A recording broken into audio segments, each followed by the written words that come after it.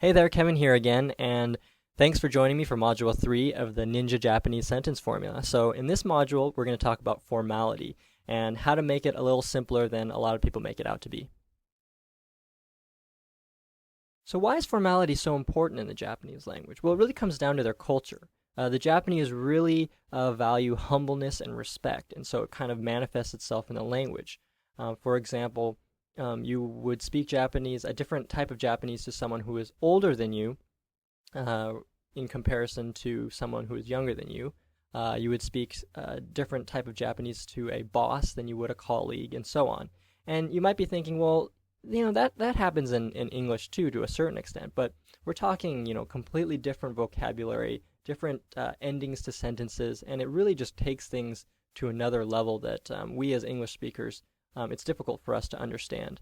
And it really, really gets complicated when you have situations where maybe your boss is younger than you, so you have a different type of Japanese that you would use in that situation. So as you can see, there's all these levels of formality, and I have some here. You have casual, you have polite, formal, humble, respectful, and there's something on top of that which I like to call, like super keigo, but super politeness, but we won't go into that. But essentially what I'm trying to illustrate here is there's a lot, and it can be extremely overwhelming.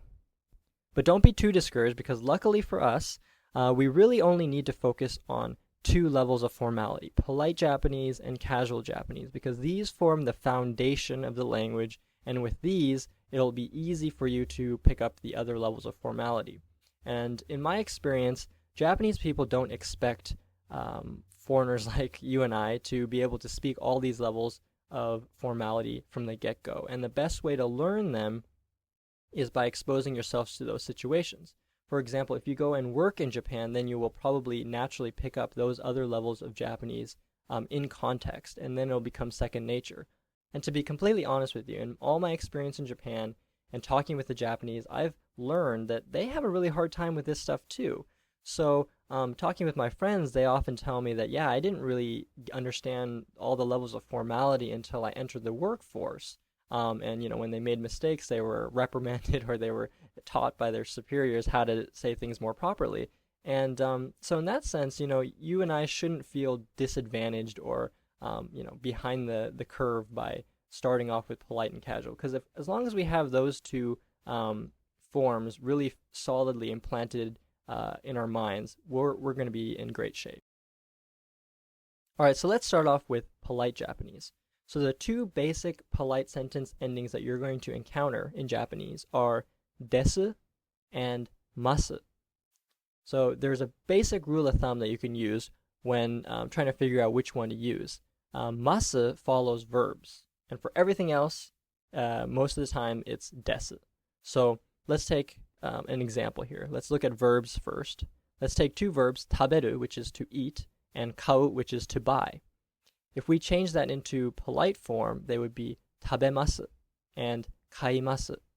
So I'm going to go over how to convert between dictionary form and polite form in the next module, but just note here that at the end of verbs, to make them polite, you will put masu, all right?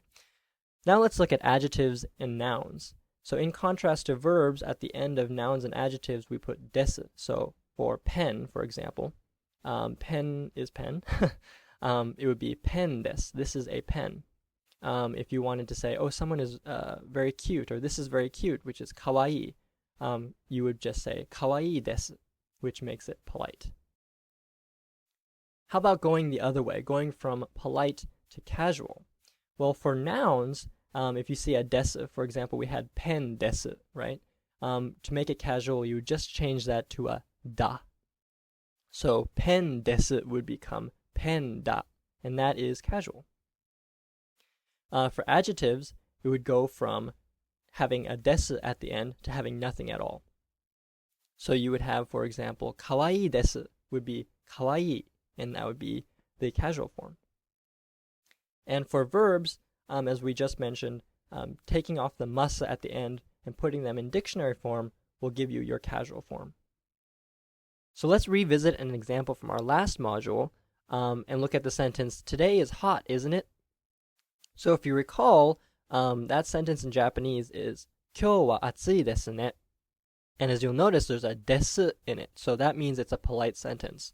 Now, if we wanted to make that casual, we'll note that, okay, atsui is a adjective. It means hot. So we would just, looking up at the chart above, we just drop the desu and make it, add nothing to it. So to make that sentence casual, it would become, 今日は暑いね. And that's it. So before we move on, I wanted to quickly cover something that the Japanese like to call word beautification, which sounds really funny, but what it is a lot of times the Japanese will add the letters o or go in front of nouns to make them more polite and sound more polite. For example, if you were talking about chopsticks, chopsticks in Japanese is hashi. But if you wanted to be more polite about the way you're talking about hashi, you can put an o in front of it and make it ohashi, and now it sounds more polite. The same goes with family, for example, kazoku, which is family. If you were talking about someone else's family and you wanted to show respect or be more polite, you could say gokazoku, which makes it sound much more polite in Japanese. Well, that actually reminds me of a really important point when it comes to formality, and that's that you always need to be humble when you're referring to yourself. For example, with family, you would never refer to your own family as gokazoku because that kind of puts you and your own family up on a pedestal above everyone else. Instead, you would refer to your own family as simply kazoku, and you would refer to other families as gokazoku.